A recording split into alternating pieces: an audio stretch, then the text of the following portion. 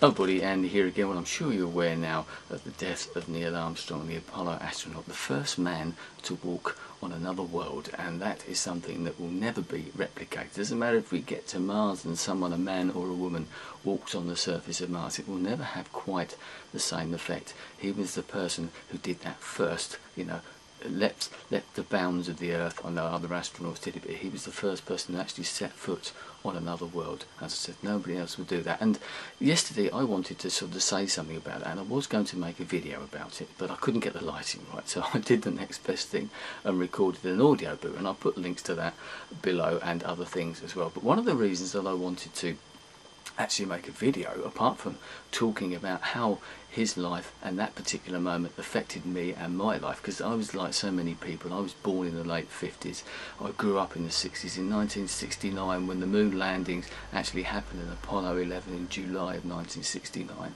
I was 11 years old, so I remember that time, and it had a profound effect on me, because like so many other boys of that age, at that era, probably things have changed completely now. I wanted to be an astronaut. I saw these guys, the Alan Shepherds, the Neil Armstrongs and all those others, the John Youngs or whatever, going up into space on Saturn V rockets, or even before that, after Kennedy's famous speech in the early 60s about taking a man to the moon and returning him safely to the Earth by the time the decade had finished. And they managed to do that for lots of different reasons. Yes, it was to try and beat the Russians. There was the Cold War aspect of it and all that type of thing, but that's another side of it altogether. But it had a big effect because it was something new, and if you think back to those days, technology was completely different to what it is now. I mean, we're 40 odd years away from that, and it's very hard to take your mind back. And I said in that audio book yesterday that, having read books, and I'll come to that in a minute, and followed it, and obviously had an interest in space travel from an early age, right up to now, the Curiosity mission on Mars, etc., which is going on right now, very appropriate in some ways as well, that those guys were living on the edge. They really had the right stuff. They sat on the top of that Saturn V rockets, or the other rockets that had gone before, and they were sitting on the top of thousands, millions of tons of explosives, effectively waiting for someone to press a button to launch them into space. There was no getting out of it. They'd had astronauts die on the launch pad in other ways as well, and we saw, obviously seen that with space shuttle disasters of different types over the years as well, and there's always things going on. It's a dangerous business. We tend to get a bit blasé about it, but in those days, when that Apollo mission happened, the Apollo 11 mission, I'm sure it was the same for the others, they knew that they had a 50% chance of getting back to Earth safely. 50-50. It's one thing, as I read someone saying today, it's one thing to get someone onto the moon, it's something else to bring them back again, because that was the difficulty. No one had ever done that before. They'd been to the moon and circled it and prepared and been close to the moon's surface. They knew they could get there, but they didn't know that they could get back. And the technology, the famous quote that I used yesterday in the audio book about, a pocket calculator, your phone or whatever you've got now, it's got more computing power than the Apollo astronauts had at their disposal, should we say. But one thing I found earlier on today was actually a timeline, because watching all of this and reading all these comments and stirring all those memories again made me remember, because I remember watching this, but there's always that seed of doubt in your mind. Did what I think happened really happen? And it did. Yes, it did.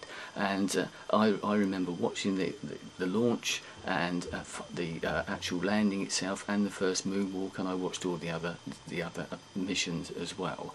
But there's a great timeline, which once again I'll put a link for, which just explains it, or puts it into Greenwich Mean Time, although I think we were on British summertime at the time, and reinforces what I thought. So I just thought I'd mention a couple of things, because I remember back in that day and watching it, and it takes me back, sort of personal. We've all got our own personal memories, because the world stopped to watch an event like that. We all talk about the Kennedy assassination or the moon landings or 9/11 or something. It was one of those moments where everybody stopped and everybody watched and everybody can remember what they were doing. I know what I was doing. As I said, I was an 11-year-old schoolboy. I remember watching the landing, and the landing happened over here in British time at about 9 o'clock in the evening, something around that time. I remember watching that. And then I went to bed because I was tired. I had to get up, and I knew they were going to do this moonwalk a bit later.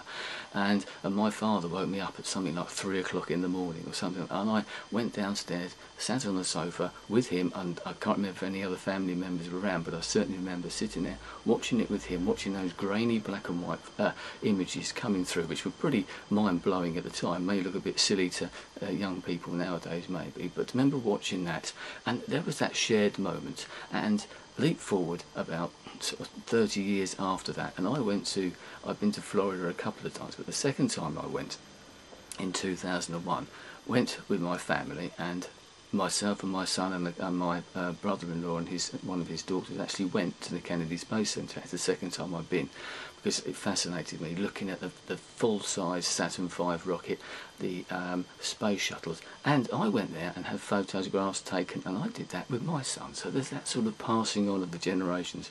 I sat there with my father and watched the moon landings, and Neil Armstrong set foot on the moon, closely followed by Buzz Aldrin, and then jumped forward 30 years, and I went to the place where it all started, the Kennedy Space Center, and looked at all that. But I did that with my son, so that's something that sort of takes you back. It always makes you remember that, especially with my father, who sadly passed away a couple of years ago. So there's that sort of personal side, but also something else that happened, because at the time I had this. I don't think you can see this. It's called the Man on the Moon. And or Man on the Moon, and it's got pictures and all that sort. But what it actually was a 45 RPM. I think it's 45. It could be, yes, it is 45 single. And what it was commemorating that particular moon landing. And here we are. There's a picture of a Saturn V rocket taking off. Well, this is the the Apollo 11, and on this side of it, it's got complete diagrams of exactly what happened at the time, where they went, etc., all the trajectories and that sort of thing. And it comes with this, which is a typescript of everything that's on there, and it starts off with Kennedy's speech, as I said, in the early 60s, about, as I said, taking a man to the moon and bringing him down. Then it gives you all the commentary as it happened about the takeoff, the approach to the lunar surface, landing on the moon, and the moonwalk as well. And I remember playing that record a lot. It was one of those, it's probably the first record that I ever have back in 1969, and it came out in 1969. Obviously a commemoration, might even be worth money now, but I'll never get rid of it, because it's one of those things that I played. I remember bits of it. I can sort of probably reel off whole sections of it. So I followed on with that as well. But then come the books, and if anybody sort of followed this, they probably know about these type of things as well. But if you ever want to know about how it was, how dangerous it was, and how heroic these people really were. We bandied that word around, as I said in the audio book, the word hero. But those people were, as I said, they came from fighter pilot backgrounds. They'd flown many missions, tens, dozens of missions in the sort of Korean War, or maybe even in the Second World War. I'm not sure, probably they were getting a bit old, those people. But these were American heroes in as much as they were fighter pilots, the same as we've got now. They're the equivalent of people who fly tornado missions over Iraq or Afghanistan now, or Eurofighters or whatever. These were the top guns. These were the people who had the right stuff, and they were then put through this program. And here's the first book. You probably heard about this one, Tom Wolfe's book, the right stuff, and you've probably seen the movie as well, which is well worth watching and well worth reading. And that sort of starts it all off, where it all came from. The hero of that particular book is a guy called Chuck Yeager. I think he's the first person to break the sound barrier. Amazing character, and someone who never actually got into the Apollo space or the space program, because I don't think he ever wanted to. But it just shows you what those people went through and the dangers that they went through, because a lot of these people were test pilots. Apart from they were fighter pilots, went in to become test pilots, and then the best of the best, the people who had that right stuff, went on to become the astronauts, and not all of them made it, as we're aware. But if you want to know about the Apollo missions, this is the book to read, by a guy called Andrew Chaikin. As I said, A Man on the Moon, and it is a really, really good book. Tells you everything about it, even down to the Apollo mission itself, the Apollo 11 mission. One thing that sticks in my mind with that was that they weren't allowed to take anything. The three astronauts, Buzz Aldrin, Michael Collins and Neil Armstrong, weren't allowed to take anything with them, personal. But Neil Armstrong sneaked a packet of Lifesaver sweets into his pocket so that he could suck those sweets in times of stress or whatever. They're American sweets, very nice if you ever get the chance to try them. And then taking it further, there is in this book, which sort of carries on from that, a guy called Andrew Smith and a book called Moondust, and what he did was try to track down all of the people that have ever set foot on the moon, and there aren't many of them, and obviously there's not many of them alive now, sadly. That number is dwindling, which is one reason why he wrote that book. And he goes and visits them, talks to them about their memories and what it was like, the dangers, the highs, the lows, etc.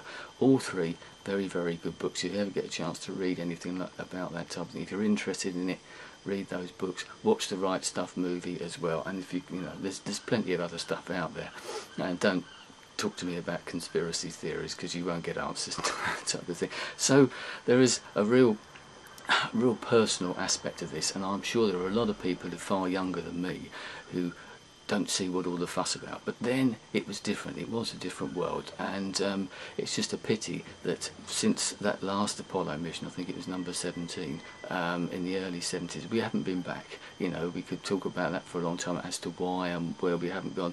All that work and effort and danger, etc., heroism that went into putting those men onto the moon and bringing them back, and that sense of exploration. And we haven't done a great deal about it since, and I'm sure that a lot of those astronauts were probably not too happy about that. They did their bit, thought it was going to go a bit further. But, as I said, those times, they've gone, they can never be recreated, but they were a special time. As I said, can you imagine what it would be like to be the first person to have set foot on another world? As I said, no one's ever going to do anything about it. No one's ever going to manage to do that again. And as I said in the audio book, the other thing about Neil Armstrong that I respected very much was the fact it never went to his head. He was a very humble man who shunned a lot of the publicity. He wasn't interested in. Can you imagine what that could be like with some people these days? When you look at the so-called celebrities now, what have they done as opposed to what people like Neil Armstrong done? So there you go, personal memories, bit of a long video, but I don't care, because, you know, sometimes you have to put this down, and I'm glad I've made this. I have got huge memories of that man, great hero of mine, as were all the astronauts, I think, as well. So rest in peace, Neil Armstrong, and maybe we'll meet sometime in the future somewhere else. I'll speak to you again soon. Goodbye.